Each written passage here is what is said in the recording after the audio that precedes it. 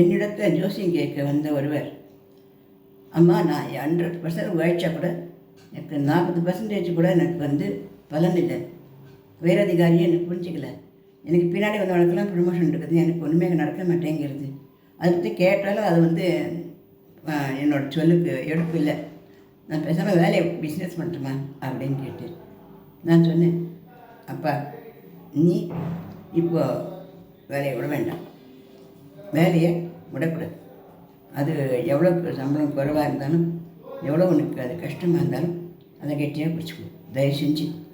ஏன்னா உன்னுடைய ஜாதகத்திலேயே நீ எந்த கம்பெனியில் எந்த இடத்துல வேலைக்கு போனாலும் உழைப்பு தான் அதிகம்.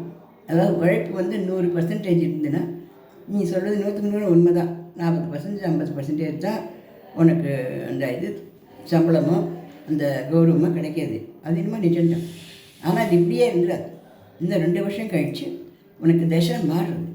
அந்த தசை மாறும்போது உயரதிகாரி உன்னை புரிஞ்சுட்டு டக்குன்னு ப்ரமோஷன் கொடுப்பேன். ஏன்னா நீ அம்ச பலனை நீ எப்போ அடைய ஆரம்பிச்சுடுவேன். அதனால் கொஞ்சம் பொறுமையாக இரு, இந்த வேலைக்கு அப்படியே போயின்று அப்படின்னு சொன்னேன். நமக்கு ஜாதகத்தில் இந்த மாதிரி இருந்ததுன்னா ஒரு கம்பெனி விட்டு இன்னொரு கம்பெனிக்கு போயிருந்தாலும் அங்கேயே அதே மாதிரியான தலைவதனை தான் சந்திக்க வேண்டி வருது. இந்த பதிவு பிடிச்சிருந்தா லைக் பண்ணி ஷேர் பண்ணுறோம்.